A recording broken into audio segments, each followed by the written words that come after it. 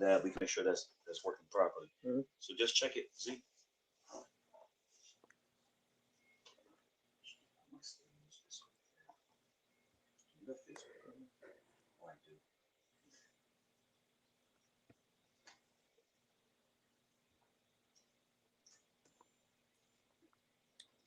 We got it. Is that? Mm-hmm. Okay.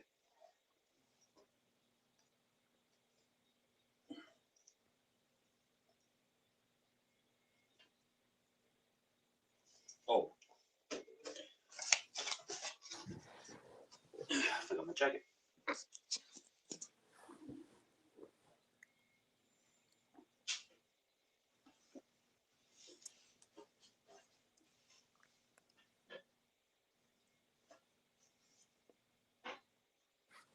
Good.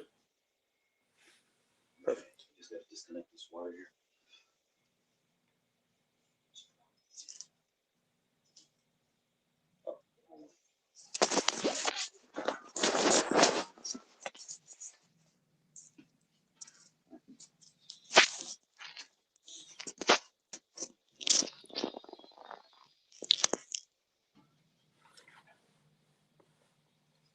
Almost go time.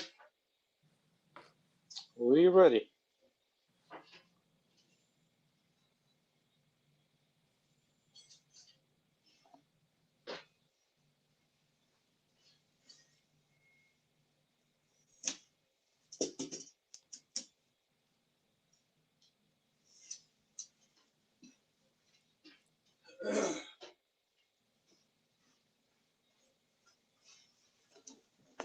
Oh, you look nice. Look at the jacket.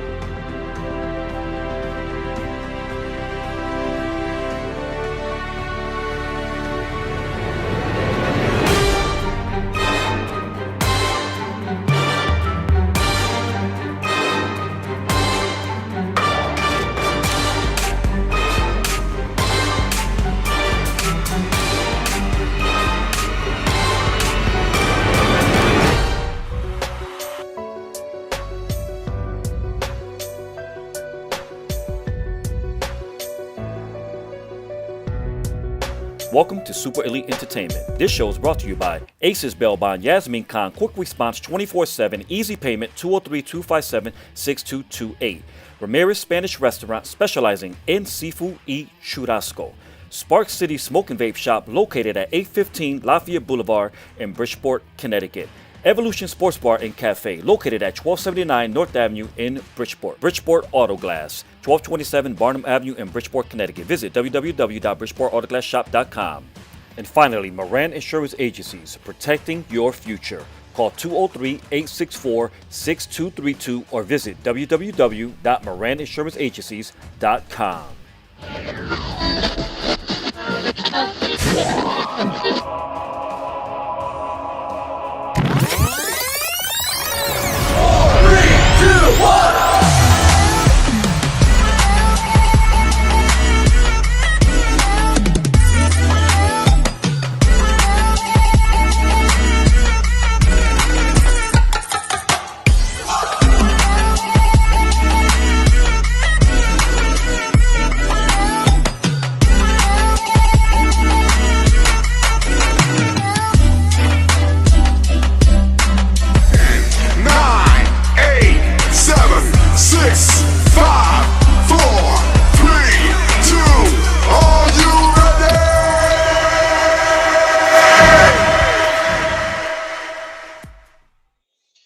What's up, you guys? Welcome to Live with Jason Rodriguez. I'm your host tonight, and we're broadcasting from the Super Elite Entertainment Studio, which is located right here in downtown Bridgeport. Hold on, I gotta fix my collar real quick, Z, because I gotta make sure I look right on TV.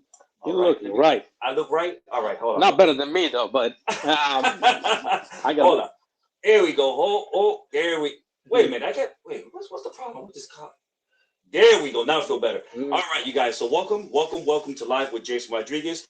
Just to let you know, yes, it is Wednesday night, and we're broadcasting from our studio, which is located right here in downtown Bridgeport. My show, Live with Jason Rodriguez, is every Tuesday nights at 8 p.m. So tonight, we decided to come live from the city of Bridgeport for a special occasion. I put the flyer out there, and I announced that there's going to be a couple of different guests that will be joining me on the show tonight. I'm going to have John Scheer, who is a part of the New England Convenience Store and Energy Marketers Association. He's going to be joining me momentarily. But tonight we're going to get started with Michael Schoenfeld. All right, Michael is a part of, well, actually, he's one of the owners of Manchester Tobacco and Candy Company, all right, which is right here in the state of Connecticut. So Michael Schoenfeld, he's on standby, and he's going to be joining us momentarily. But really quick, I want to say hi to each and every one of you that's listening to us on our podcast, whether it be Anchor, Spotify, Apple Podcasts, Google Republic Radio. Thank you guys so much for tuning in on a weekly basis. If it's not for your love and for your support, we would not be able to do what we do. Big shout out as well to all you essential workers who've been going to work throughout this whole entire pandemic. We know and recognize that, life has been tough. Things have been hard. We have all been dealing with this pandemic, but things are turning for the good. Things are starting to change and get better for us. So big shout out to all you essential workers who show up each and every day, so that we can have the essentials that we need. Again, I also want to announce that I have my good friend, my personal friend, Z, all right, Z Hana, who is the owner of Spark City Smoke and Vape Shop, which is located right here in the city of Bridgeport, Connecticut. He also owns Discount Smokes, I believe it's called, right, Z? Yep, which is in Naugatuck, Connecticut. So we're going to be talking about a whole bunch of things tonight with Mr. Michael and with Mr. John, as well as with Z. The government, the legislators, the politicians, all these different individuals who are part of creating policies and creating the laws and the rules of the land. They've been trying to pass a new law, a new bill that basically is trying to ban all types of different menthol and nicotine and vaping products here in the state of Connecticut. So we're going to talk all about that. We're going to talk about the effects of what that will do, not only to our economy, but to our civilization, to the people who utilize these types of products. Because I understand, let's be real about this. Does smoking affect your health? Yes. Does smoking causes lung cancer? Yes. But in spite of all the effects that smoking and nicotine causes, There are still people who want their product. There's still people who want the supplies and the the essentials. That's an essential.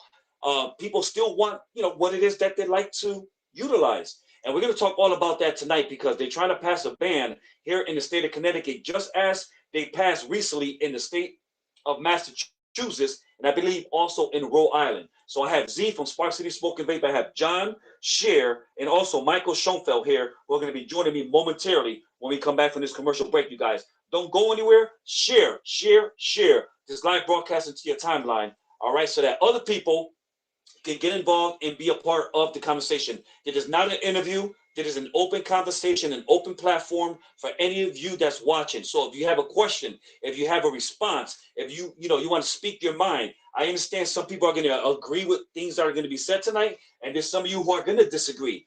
But we are going to talk about it. We are going to discuss it. We're going to have an open platform, and this is the time so that those people in Hartford, those people in the Capitol, those people in the state of Connecticut who are part of trying to pass this ban, also in the city of Bridgeport, Connecticut, this is a time for our voices to be heard tonight, right here on Super Elite Entertainment. Don't go anywhere, guys. We're going to take a quick commercial break. We'll be right back momentarily with our guest, Mr. Michael Schoenfeld, and also Z from Spark City Smoke and Vape. Don't go anywhere. Welcome to Spark City Smoke and Vape, located at 815 Lafayette Boulevard, Bridgeport, Connecticut.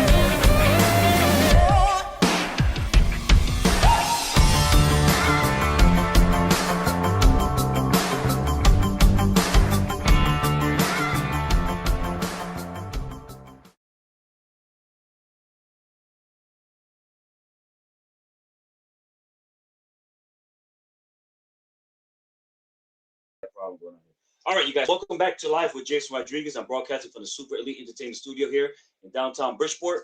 Without further ado, I'm gonna bring in our guests onto the platform who I have here in the studio. I have Z from Spark City Smoke and Vape, who is here with me. He's going to be joining me momentarily. And I also have Mr. Michael Schoenfeld. All right, Mike, I believe Mike is way out in Manchester. So let's bring everybody into the screen. All right, and here we go. Mike, how you doing, brother? There we go. Great. I'm great. Thank you very much for having me, Jason. This is fantastic. Absolutely, Mike. I'm excited to have you here. And Z, welcome to the studio. You're right here with me in the studio tonight. Absolutely. Thanks for having every one of us. Absolutely, man. So, Mike, we're going to just jump right into it. And we're not going to waste any time. Right now, we're going through a situation here in the state of Connecticut where politicians and different government officials are trying to pass a ban here in the state of Connecticut where they're trying to ban nicotine. They're trying to ban vaping products. Wintergreen. They're trying to ban a whole bunch of different, I call it essentials because these are items that people, they utilize, they need in order for them to be themselves. All right. And you, which is a part of the Manchester Tobacco and Candy Company, you guys have been here in the state of Connecticut for 73 years. You guys distribute products, including tobacco, candy, toiletry, and other different supplies to gas stations and stores and package stores throughout the state of Connecticut. So, Mike, with everything that is going on, I'm going to let you take the floor and you can just run with it and we'll go from there. Go for it, Mike. Fantastic.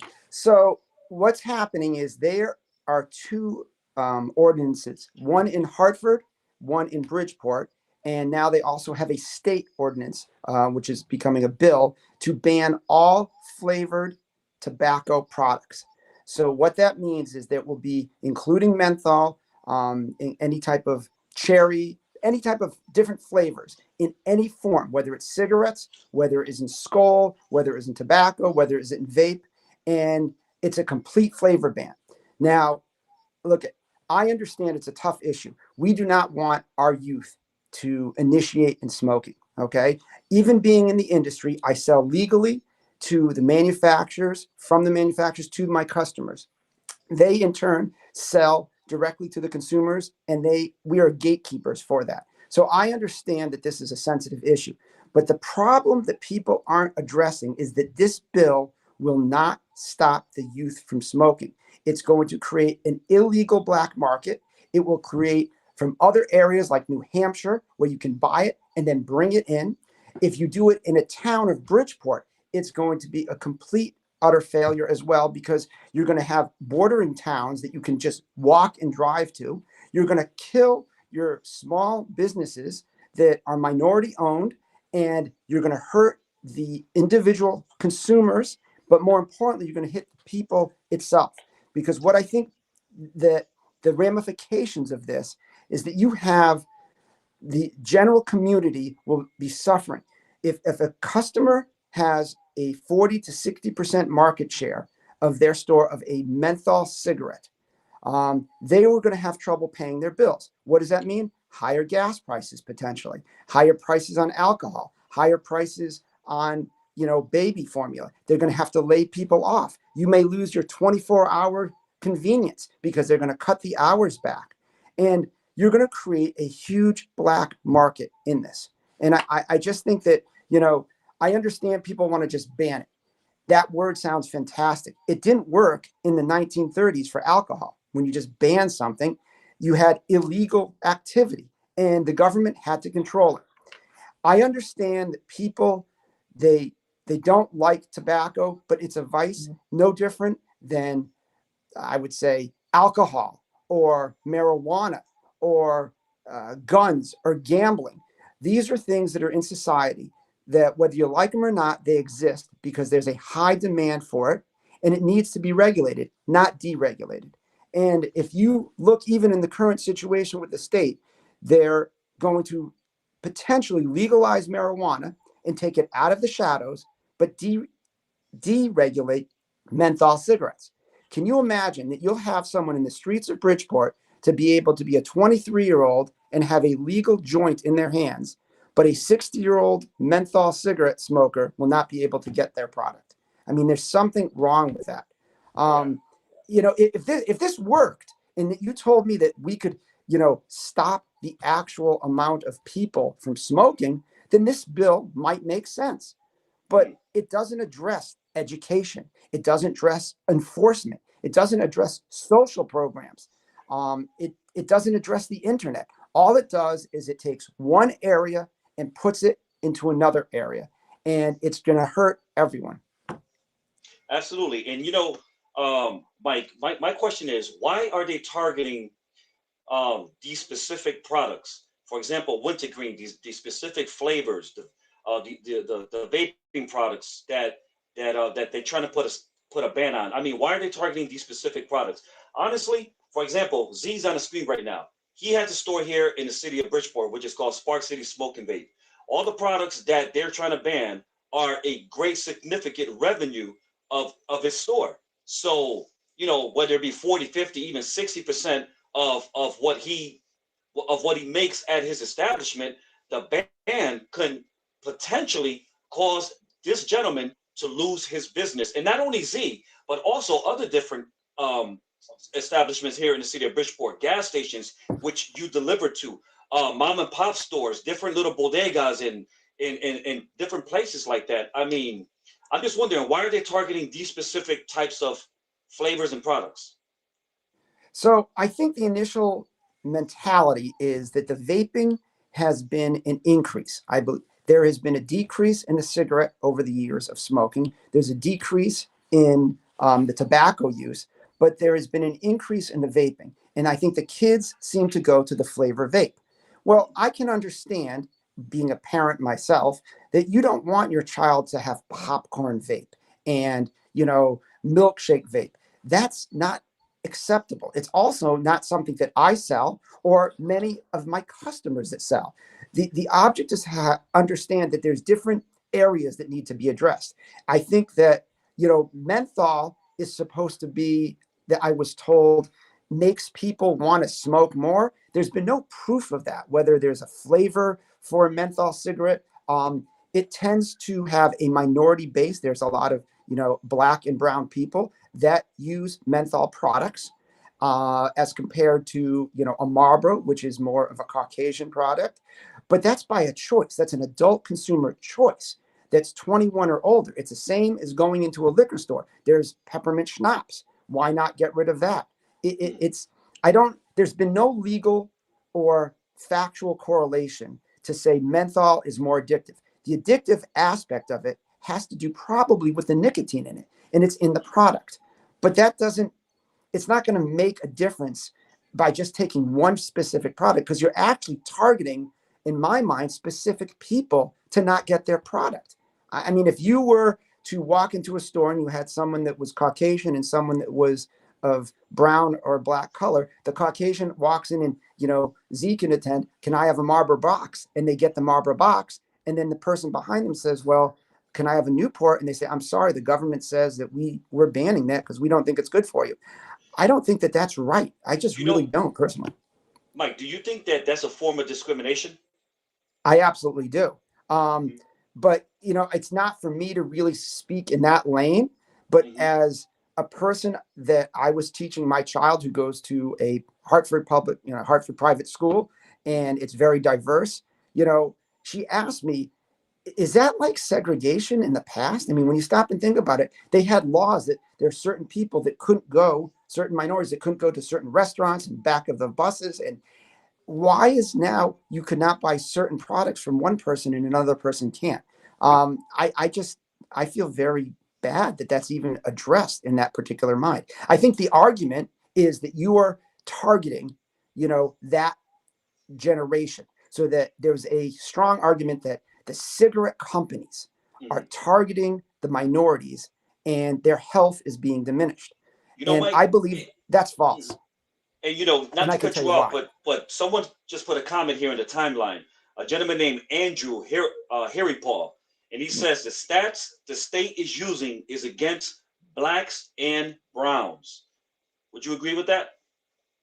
Yeah, I mean, I do. I think that, you have to look at the 1998 Master Settlement Agreement. And what that was is the main cigarette companies that produce the majority, almost 90% of the products that we have, they can no longer advertise to anyone. Do you see advertisement at the Super Bowl? You saw Michelob, you saw DraftKings. When's the last time you saw a tobacco ad at Yard Goat Stadium or the stadium in Bridgeport? Did you see it in the Hartford Current? They've stopped the advertising. That doesn't mean, 40, 50 years ago, there was target market to, different minorities and different people of, Caucasian. There, the Marlboro Man targeting Midwestern. I agree. And that's what the Master Settlement was all about. So, I think that is a huge issue that has to be addressed because it's misinformation. I really believe it's misinformation. We don't want people to start, but how does this law or particular ordinance, what makes this available or work? How does this work? No, and I agree. And Z, so what's your take on everything that's going on? I mean, you're a business owner here in the city of Bridgeport. Your business has been around for a little over a year and a half. Almost 2 years. Almost 2 years. When I walk into your establishment, the whole front half of your store has the products that they're trying to ban here in the state of Connecticut. I mean, state of Connecticut and also in the city of Bridgeport.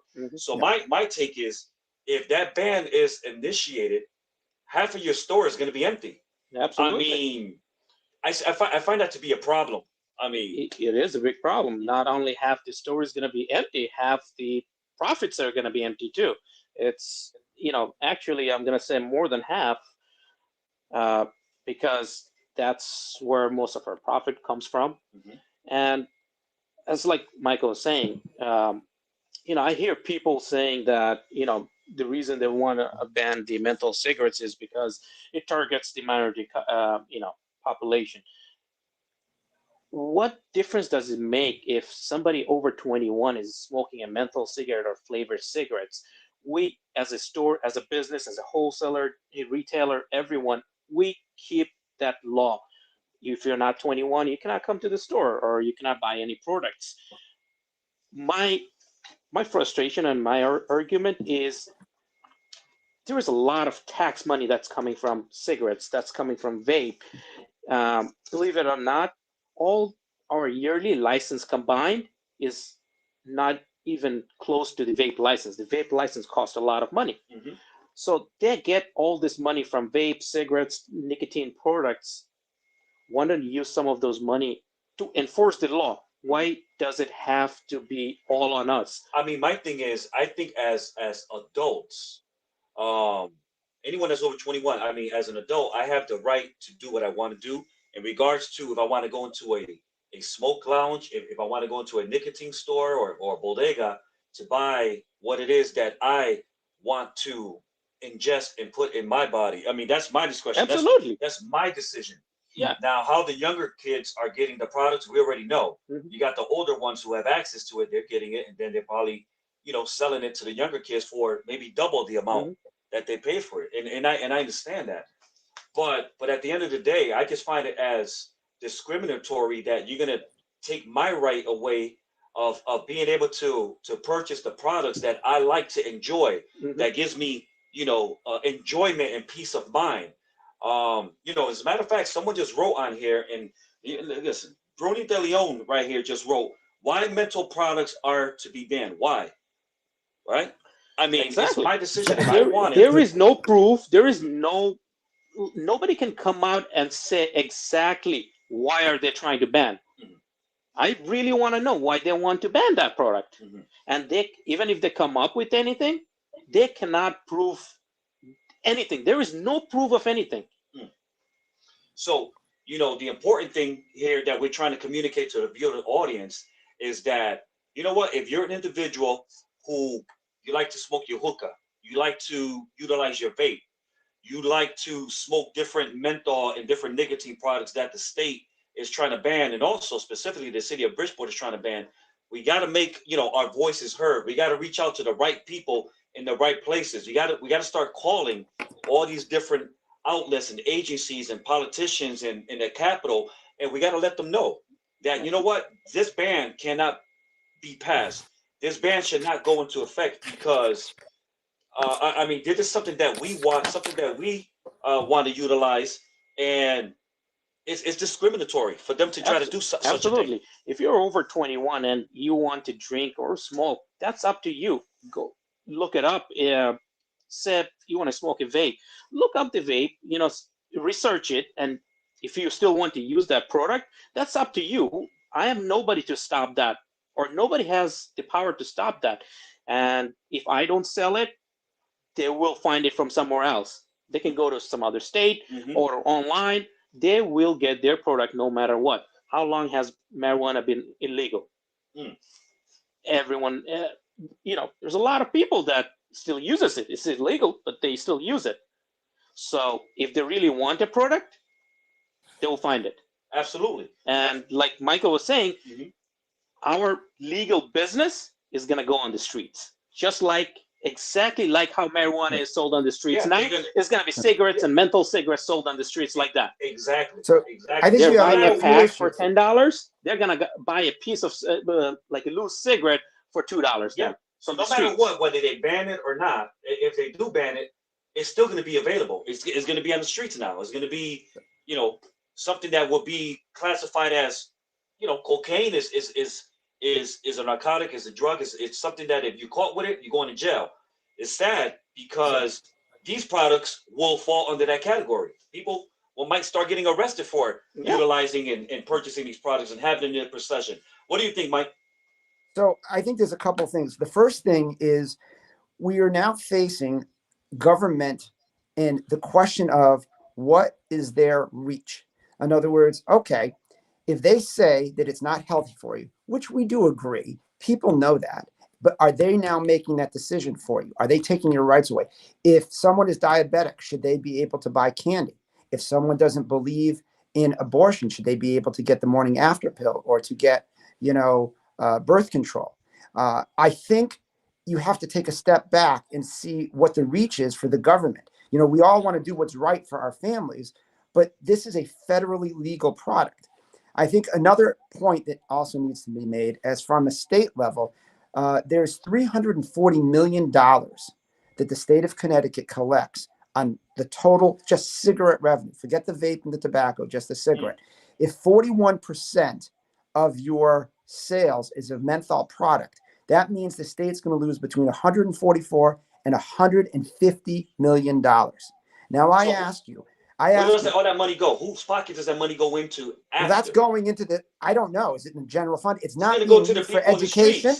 It's not being used for education. It's not being used for enforcement. It's not being used for social programs, but they are collecting. And the problem is everyone, whether you are proposing or against this, everyone should understand that it's going to come out of their pocket. Because if you enact this law and this becomes a reality for the state of Connecticut, that revenue has to come somewhere. They're not going to say, well, let's just give $150 million. Is your sales tax going to go up? Is your car tax going to go up? Is your property tax going to go up? Is your personal income tax going to go up? Where are they going to put tolls and use that as a way to gauge more money? Where is that money going to come from? That affects every individual in the state of Connecticut, whether they realize it or not. And I think that has to be said. I mean, they have the money over the years to do it. They're not using it in the right place, but it's easy just to say, let's have a ban. That doesn't make sense to me. It doesn't solve the problem of youth initiation. It doesn't solve the problem of people wanting to quit that need it. I mean, there's other states that have ability to create social programs. And if someone wanted to quit, they would pay for rehab. They would pay for them to get patches. They would do things as if they couldn't afford it in your communities. We don't have that here. So I think it's very, serendipitous to be able to make that distinction and say, it's okay to just ban something and, oh, don't worry, we have money for it, but we're okay. We have so much money, we're going to give it up anyway, but not use it for what it was intended.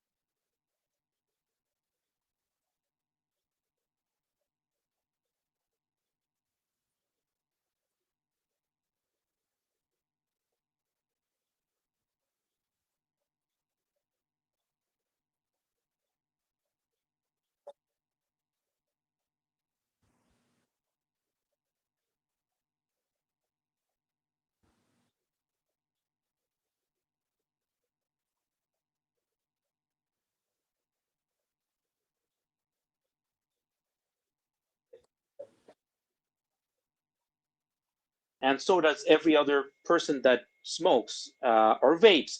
Vape, vape product didn't have a warning sign before, but after the regulation, they do. Every smoking product has a warning sign on it. If you're buying the product, you already know it's bad for your health, but if you still want to use it, that's up to you. That's your decision to make. If you're drinking, did anyone say drinking was good for health? No. Are they banning any kind of liquor? No. They still have flavored vodka. They still have flavored alcohol. Mm-hmm. Same as that. We have flavored vape, flavors, cigarettes, cigars. Let people make their own decision. Yeah. Right now, the way the market is, everything is regulated. Cigars, cigarettes, vapes, every single thing is regulated. Mm-hmm. You start banning all those products, what's going to happen? They are going to have black market stuff, things that are actually going to hurt people. People are going to start making them in their basement. Absolutely. And, I just want to reiterate and restate what I just said because I made a mistake and turned the microphone off.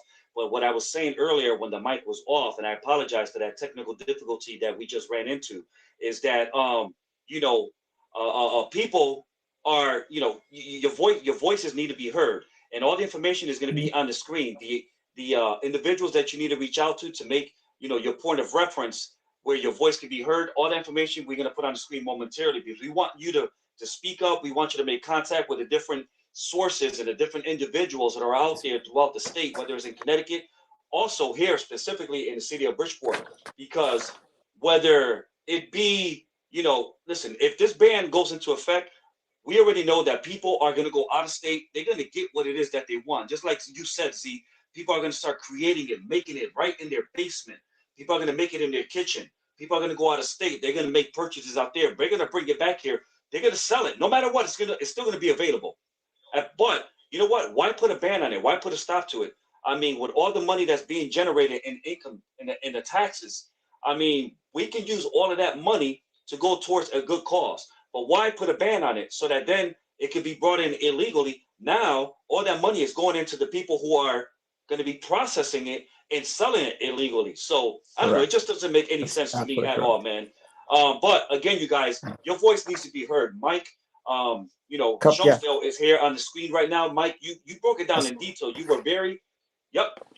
I want to show this. If anyone sees these types of pamphlets, scan on the barcode. That's it. That's the one. Scan on the barcode, and all you have to do is put your phone up, and you don't even have to take a screenshot of it. A link will come up. You put your name, your address, and you hit submit. And this is basically like a signature. That it's an electronic signature to get to the representatives of your choice. That's one of the things that we need to do, because I think one day someone's going to wake up, not realize it. They're going to walk into their store and they're going to say, "What do you mean I can't find this product?" I don't think it's really very vastly known that this is happening right now. And look, there's a lot of things going on with a federal level.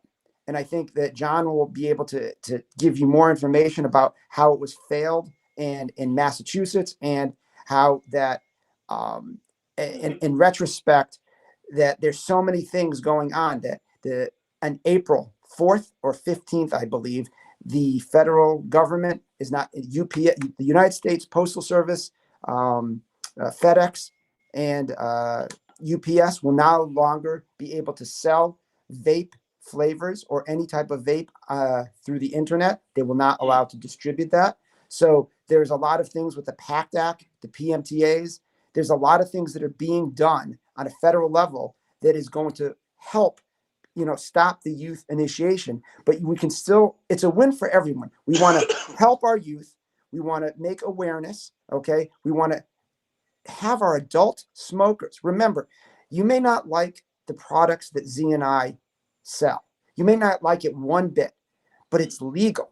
It is a legal product that we are regulated and we're the gatekeepers for. And I think that that's a really important point. If it wasn't legal, then I wouldn't have be able to talk to you about that right now.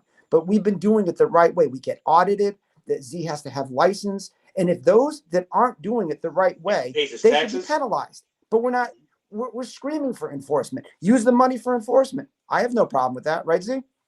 No, exactly. That's actually before we came on the show, we were talking about it. All this money to make, and if somebody is selling, products to underage, it's the state's job to go to that business and enforce the law. In the whole Connecticut, it's a big state.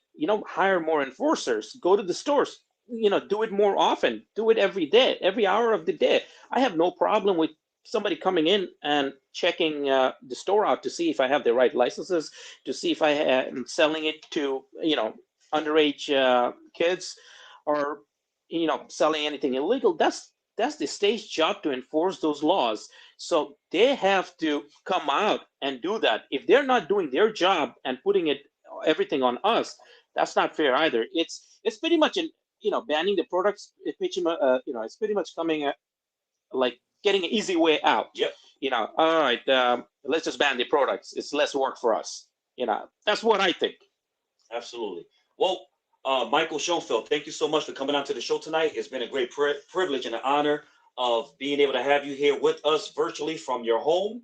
I think you did an outstanding job. You gave us a lot of information to think about, and we're going to fight this thing to the end, tooth and nail. We're not just going to let these legislators who feel they can do what they want to do come against what has been established and put in order for so many decades. We're going to fight this thing until the end. And as you already know, you're welcome back onto the show anytime you would like to come back. Again, that is Michael Schoenfeld, and he is from one of the owners of Manchester Tobacco and Candy Company out of Manchester, Connecticut. Mike, thank you so much. Thank you so much for having me, Jason. Z, thank you very much. It was a pleasure to be on, and I'll be back. Absolutely, you'll be back. We're going to set it up. Is now that we're, you know what, we're friends now. So you're going to be coming down to the studio on our hot seat, and we're going to do an interview all about you and your business. Fantastic. You got it. Thank you very much for having me. Thank you. You have a good night, Mike. Good night, Mike. All right, guys, we're going to take a quick commercial break. We'll be right back momentarily. Don't go anywhere. Welcome to Spark City Smoke and Vape, located at 815 Lafayette Boulevard, Bridgeport, Connecticut.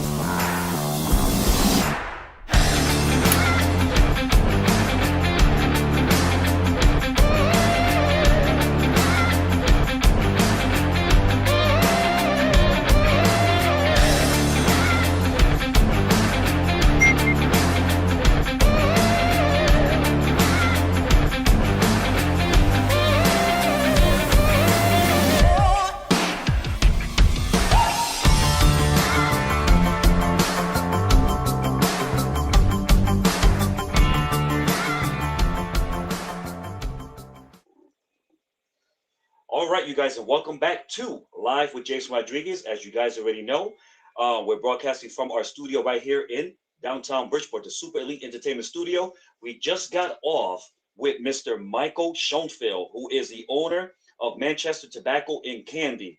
Now, Z, the owner of Spark City Smoke and Vape, he's still here with me in the studio. I'm going to bring Z back into the picture momentarily.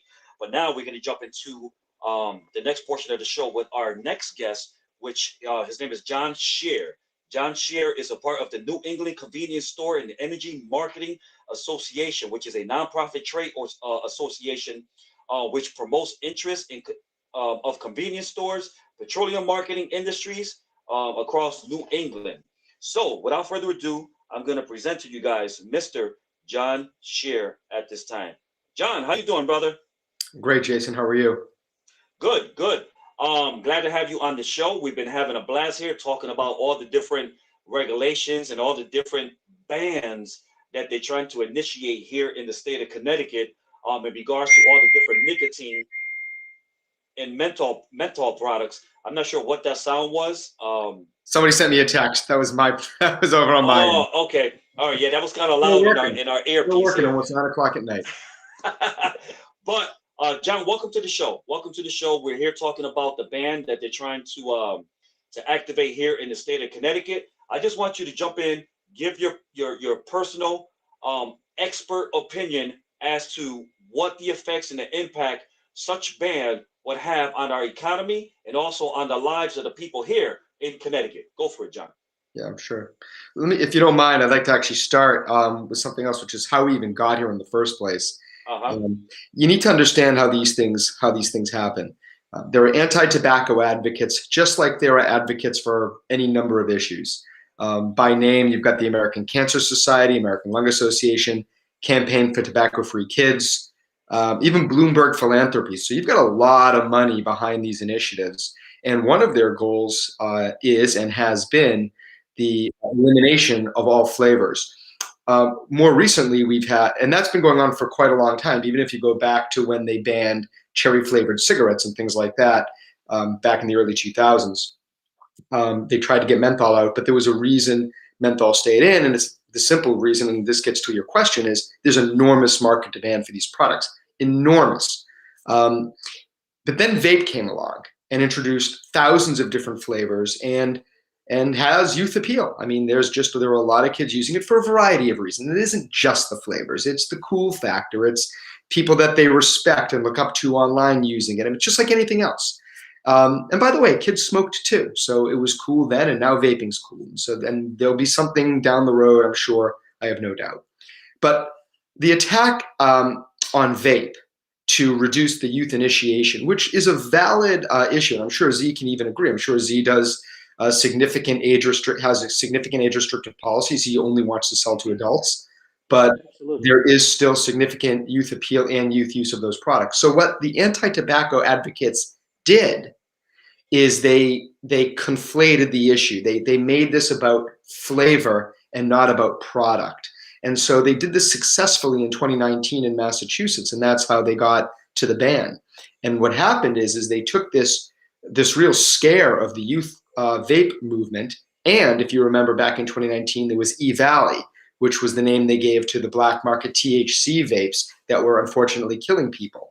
And so they took this snowball and they wrapped menthol cigarettes in, and they pushed it across the goal line in Massachusetts. Now that they've got a little bit of momentum in Mass, they're going to other states, which is why you're seeing it in Canada. What will the impact be? The impact will be significant, and it touches public health, it touches public safety, it touches revenue, touches small business. First, let's take the obvious one, the impact to revenue. Like Michael said before, you're looking at ballpark $150 million just in menthol cigarettes alone. That doesn't include vape, that doesn't include cigar, that doesn't include pipe, that doesn't include loose tobacco. So when you start to and smokeless, of course, and smokeless being probably the second most significant in terms of revenue, Wintergreen smokeless. And I think you mentioned that earlier, Jason. So when you start to add up all of that, you're really looking at close to $200 million, if not more, than in excise and sales tax related revenue. As that relates to business harm, I'm sure, I mean, a significant part of Z's business is flavor. So, I mean, that would be catastrophic for his business, but it would be catastrophic for lots of convenience stores too. 41% of all cigarettes are menthol. And when you take a look at a city like Bridgeport, it's significantly higher than 41%, because there's a higher percentage of Black, Brown, and Latino, and that's where there's a higher prevalence with those products. So you start to strip out that kind of revenue from a store, you don't come back from that. That is the death knell. And so you've got significant impacts to businesses, which are jobs, not sales tax, but real estate tax, et cetera. Then you talk about public health. There's a significant hit to public health because, number one, you don't have the money to use for programs to fight youth initiation, education, cessation, which they're not spending any money on now. So I guess that isn't as big of a deal for them, although they should be. But you don't have any of the money to put towards it. And the other part of the money is that that is funding other social programs. So what happens to those social programs that no longer can get funded? So it's a significant number for the state. And probably the worst part about all of this is the public safety issue. Because as you guys had mentioned, this will go to the streets. There already is a black market existing today. Who do you think is more excited about this than even the advocates? And those would be the criminals on the street, because the state is about to turn over close to $500 million worth of market demand to criminals. They got to be thrilled. Yes, absolutely. I totally agree. And when we look at the impact that it will have, I mean, all I can see is this whole thing turning into I mean, it's lives are going to be really, really affected behind this whole ban. And I keep telling each and every one of you, the reason why we're here tonight is because we want you to speak up. We want you to make contact with the different people in different high places who are trying to bring this ban here in our state. And you know what? Like I said earlier, John, is that we're going to fight this thing. We're not going to quit. We're not just going to let them, decide on their own that, hey, this is what it's going to be, and this is what it's going to, this is the way it's going to go. We're going to fight this thing tooth and nail. We're going to go all the way with it, because people, okay, yeah, it affects your health. Yeah, I mean, there's people who have lost their life because of these products, but at the same time, people still want it. Yep. It brings mental health and physical enjoyment to the people who utilize these different types of products. And you just can't swipe it away from someone and say, you're not going to have this anymore. Like you said, it's going straight to the streets. It's going to impact lives, whether in a good way or in a bad way. It's gonna really impact our community. So, these people who are trying to make these decisions better really think twice about what it is that they're trying to do. But I just wanted to read something on here, John, that someone just said. Pete Seta is saying passing this bill will impact Connecticut's revenue negatively and help other states. People aren't going to stop smoking because of this. They will just have to travel out of state where they can get what they want in need, and they will bring it back illegally. I mean, everyone's in agreement with what we're saying. One way or another, whether they ban it, people are still going to get it. They're going to travel out of state. They're gonna load up out of state and bring it back here. And like you said, the ones that are smiling and sitting back and enjoying the what's to come. Hopefully, I mean, hopefully they won't pass the ban, but it's the people in the streets. You know, this is another opportunity to create revenue for them. When yet it should be revenue for us. There's someone else who's pretty excited about this too, and it's Governor Sununu up in New Hampshire. So when Massachusetts did its ban back in effective June 2020, I personally told the House Ways and Means Committee of New Hampshire, who was considering a tax increase, I said, don't bother. You're about to make a windfall starting in June. And I was right. I was more right than I even knew. The state has picked up a significant amount of revenue, tens of millions of dollars that they were not counting on. And the shame of it is, the true shame of it is, and this is why I call it the Massachusetts mistake, is because you can track this by tax stamp, excise tax stamp. So every pack of cigarettes has a stamp on it. That's what makes it legal in the state. So a guy like Michael, who you had on earlier, he needs to go and buy excise tax stamps from the state first. And then he affixes those stamps to every single pack of cigarettes that he distributes to his customers. Every single state does it the same way. We have now, I have data through January, so I'm not exactly sure how many months that is, 8 months, 9 months, something like that, or maybe 8 months of data. And what we've seen is that the number of tax stamps that Massachusetts has lost because of its ban, which we knew they would do, every single one of them, and then some, has been made up in Rhode Island and New Hampshire combined. So think about that. All of the loss of cigarettes, generally from, I would imagine, mostly from menthol cigarettes no longer being available in the state, are now being sold in the neighboring states. So what has Massachusetts gained? Massachusetts is on pace to lose, I forget the number, but call it $150 million in their own excise tax revenue, and New Hampshire and Rhode Island have made up for every single tax stamp. So all of those stamps, all of that lost revenue has now come back into the state, either for legal consumption by people that just drove or went on cigarette runs with their friends, or from the criminals that went in and said, I can go buy this stuff. Oh, and by the way, New Hampshire is the #1 export state in the country for cigarettes because of their excise, because it's only $1.78. Connecticut, I think, is $3.58. So I think I did the math. It's about a $60 per carton savings that you can realize by driving to New Hampshire and bringing it back. And guess what? Driving to New Hampshire from Connecticut, it's not that far. And if you've got $60 per carton in it in profit, I guarantee you there are some entrepreneurial people out there that are going to say, that's a business opportunity. It is absolutely going to happen, no question in my mind. And this is, so what we talk about when we talk to Public Health Committee or it's now, by the way, this bill came out of Public Health. They voted it favorably, which we had a suspicion they were going to do because, let's face it, they're a Public Health Committee. Now it's going to go to Finance, Revenue, and Bonding. So I would strongly encourage your adult viewers to contact their rep and their senator and tell them that they do not want Senate Bill 326 going any further. And for Z's customers, I would encourage Z's customers to call and say not just Senate Bill 326, but also House Bill 6450, which is the governor's bill that would ban all flavored vape products. And by the way, strangely, Z, it allows MRTP products back to market, but not PMTA products. So I think that speaks to a lack of understanding about what the hell it is that they're even dealing with. Wow. Well, John, thank you for the opportunity. Thank you for your willingness to come onto the show to inform us of what's going on here in the state of Connecticut. And we hope that these individuals who are in those places make the right decision.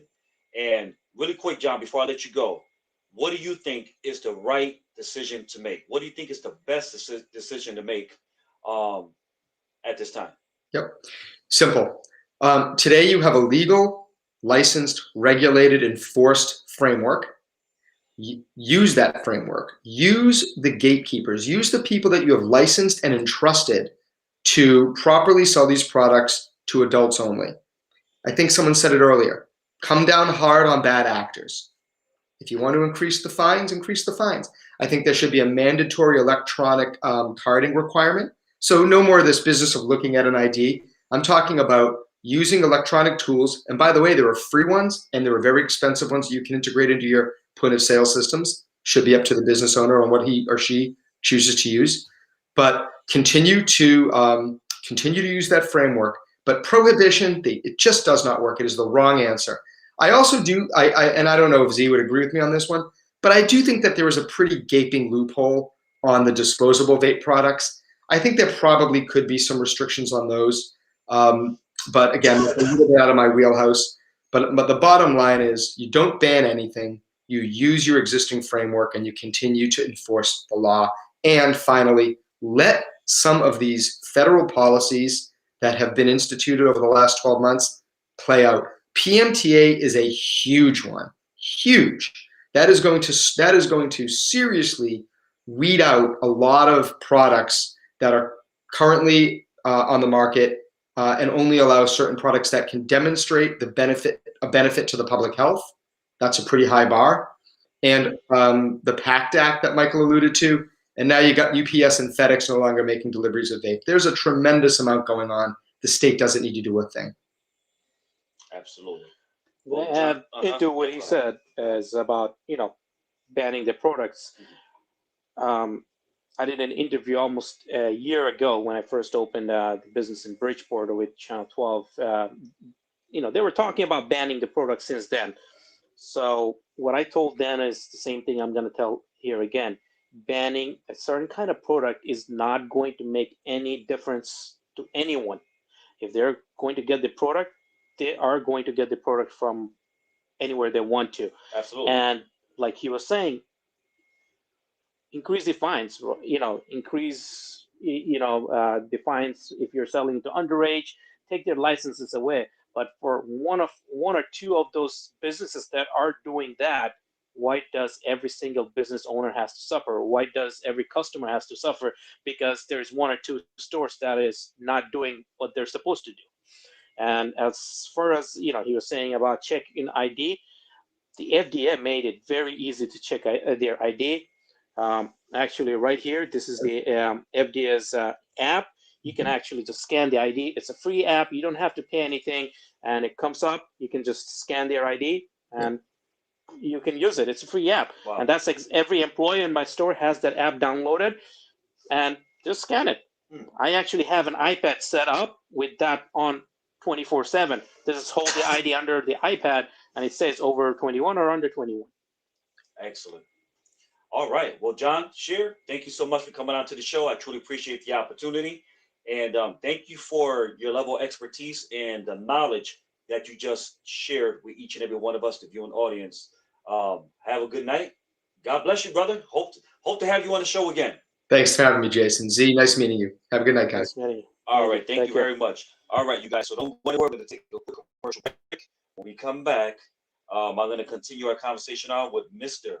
Z, the owner of Spark City Smoke and Vape, and then we're going to close it out. We'll be right back momentarily, guys. Welcome to Spark City Smoke and Vape, located at 815 Lafayette Boulevard, Bridgeport, Connecticut.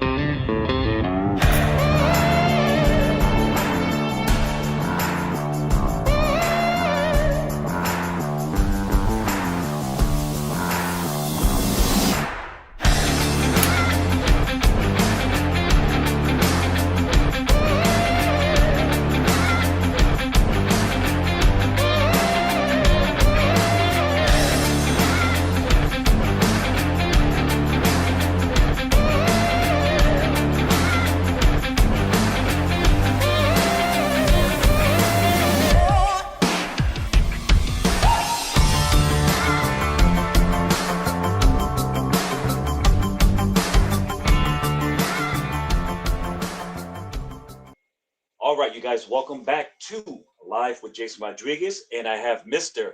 Hana Z. Come on, man. How long we know each other? How long we know each other? Pronounce your name. Pronounce your name. No, you gotta pronounce the name. Enough. No. Enough.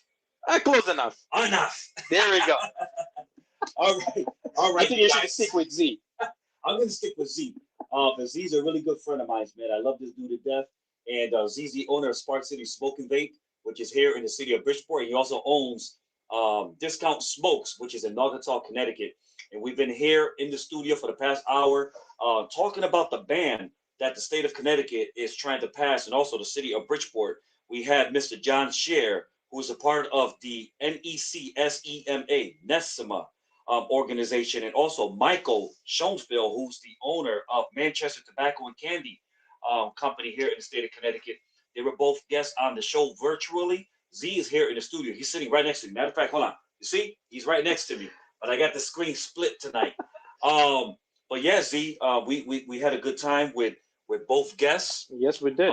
They gave us a lot of information, a lot of important data, a lot of facts that people need to think about. Everyone that's watching on here, leaving comments in the timeline, most of the people are in agreement with everything that was said. So one of the things that we want to let people know, Z, is that they need to make contact with their state legislators and the different state senators and politicians, city council members, members, right? Speaker of the House, anyone they can talk to, anyone they can get the message across that, banning a product isn't going to make any difference. They have to, they have to go out there and say, listen, I'm old enough to make my own choice, and I would like this product for myself. And that way I could sell those products and have it available for customers, people that really want it. Absolutely. I'm sorry. I'm not laughing at you. I'm just laughing at someone on here. Wanda Flores is saying, you just lost a friend for not even knowing his name. Thank you, Wanda. I owe you a Powerball ticket. Hey, so listen, I'm going to stick to Z, but Z's name is hard to pronounce. Hanath. You can pronounce enough. Enough. Just put, instead of E, put an A. Enough. There we go. All right, you guys, we're having a little bit of fun here. I'm trying to, make a joke of Z's name, but the situation that's taking place here in the state of Connecticut is really, really big. It's really important. It's a great concern. And if this ban is pushed, if it's passed, it's going to impact our economy. It's going to impact lives. All right. And I don't know about you, but if you're a smoker, if you're someone that enjoys, whether it's hookah or a cigarette or vaping products, cigar, I mean, most of these products will disappear, will be gone. You can't walk into the store and be like, Z, let me get a Camacho. I mean, cigar, Camacho cigar. Those things are going to disappear if this ban is pushed, if it's lifted in the state of Connecticut. So we need to fight this thing. Make your voice heard. If you're if you're a smoker, you got to make your voice heard, man. Not even only if you're a smoker, even if you're a non-smoker, like Michael was saying earlier, all those millions and millions of dollars that's going to be lost from the revenue, they're going to have to make it up from somewhere. Either house taxes are going to go up, or your car taxes are going to go up, property taxes are going to go up, your income taxes are going to go up. They are going to have to make that money somewhere. They're going to push it somewhere else. Even if you're a smoker or non-smoker, it doesn't matter. It's still going to affect everyone. It is going to affect them. And, I would like, you said it's going to be on the screen and on my page, on the Spark City page, on his page, on Super Elite Entertainment. Just scan the barcode and put your word out there. Let them know that you are in favor. You still want your products, because this is just the starting. You know what is going to happen. It's starting with menthol products. Next, it's going to be something else. If they win one thing, they're going to keep on pushing to control you. It is pretty much saying, I'm going to decide what you're going to do. I'm going to decide what you're going to eat. It's pretty much same thing. If I want a steak and the state comes up and say, oh, you cannot have steak anymore, it's discrimination. It is. You know, it is. You're holding me back from what it is that I enjoy, what it is that I like to utilize. I mean, I can't tell you can't eat your steak. Absolutely. Especially you're a big steak eater. Yes. You will. You'll go and buy a cow out of state and bring it home and kill it. Yep. Right. Exactly. Exactly. You know. Yeah. But Z, I mean, we just hit an hour. We're at the conclusion of the show. But your final words, really quick, Z, to the viewing audience on the subject that we've been discussing tonight. Go for it. Well, all I'm gonna say is summarize everything. Is if the state or the city decides to ban the product, I don't care who says what, it is going to be in the black market, and somebody is going to sell the product, and people that smoke that use those products are going to get it no matter what you do. So banning the product is not going to make any difference. If you want to make any difference for the youth, spend those money and educate them. Well, those products, if you use them, this is what's going to happen. If you use those products, this is what's going to happen. And educate the people. And my main thing is have more enforcers. Let them go in the stores, check if send underage people to the store like the FDA already does, the state already does, to check on businesses if they're selling it to underage customers, and ramp up the investigators that investigate those issues instead of putting it all on the business owners and other people that use the products. Absolutely. They have to take some responsibility. They have to take their job serious to enforce those laws. There are laws in place already. You can make it stricter, but banning the product is not going to make any difference. And I agree with you. And like Jonas, like Michael was saying, actually, it's actually funny. Pretty soon, take Massachusetts. Pretty soon, it's going to be in Connecticut. If you have a menthol cigarette, you're going to get arrested. But if you have a blunt smoking on the street, you're good. You're good. So you can get high. Yeah, there is no science to it. There is nothing they can prove against it.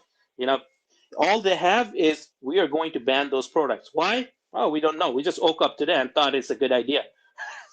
I tell you though, if that ban is passed, it's gonna. I mean, I can guarantee you 50% of corner stores, small businesses are going to close or lay off any employees they have.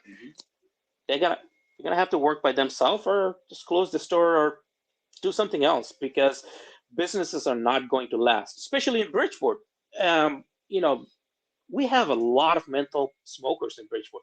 We have a lot of menthol smokers in Bridgeport. And if you ban that, I can guarantee that's 50% of the cigarettes sold in Bridgeport, if not more, is menthol cigarettes. Yeah, absolutely. Z, I agree with you 110%, man.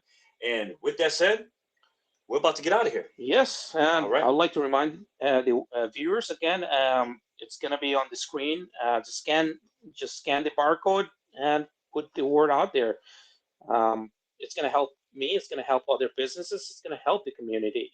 If the half of the businesses close tomorrow because of the ban, there's going to be bigger companies that are going to run those kind of businesses, and they don't care if they don't sell the menthol cigarette or the flavored vapes.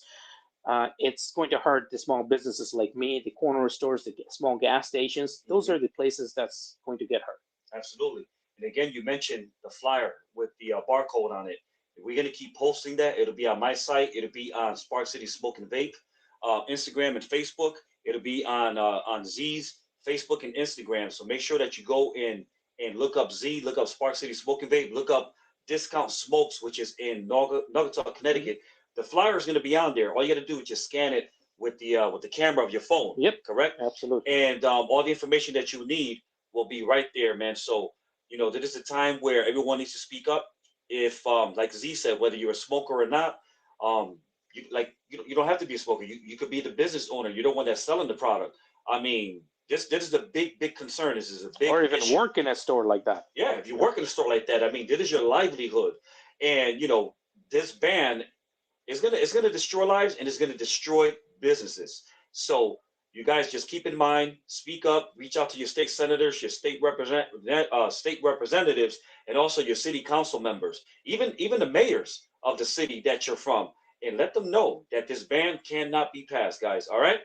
With that said, Z, we're out of here. We're out of here. All right, man. Well, thank you very much, Z. Let me just change the screen view. Thank you guys so much for tuning in tonight. It's been a great privilege. It's been a great honor to be able to broadcast from our studio, Super Elite Entertainment Studio, which is located right here in downtown Bridgeport. I want to give a big thank you to John Scher from the New England Convenience Store and Energy Marketing Association.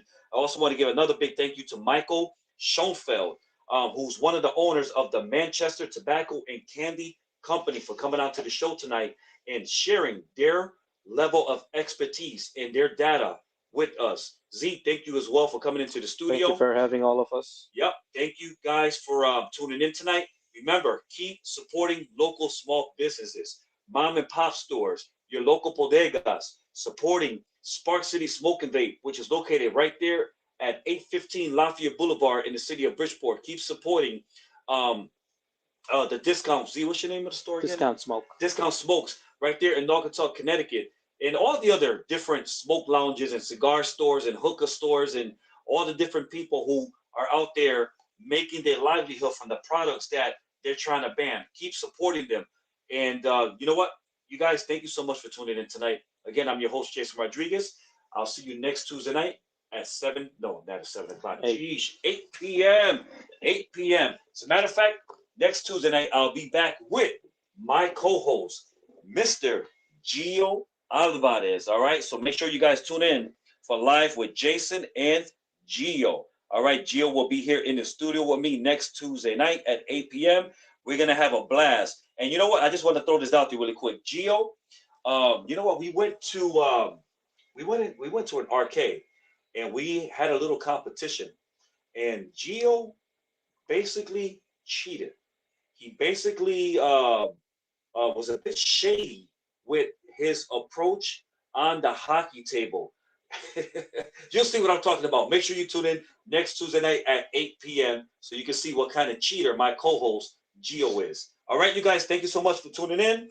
We'll do this again next Tuesday night. God bless. Thank you, Z. Love you to death, my brother. Thank you very much. Keep supporting small businesses, you guys. Take care. God bless.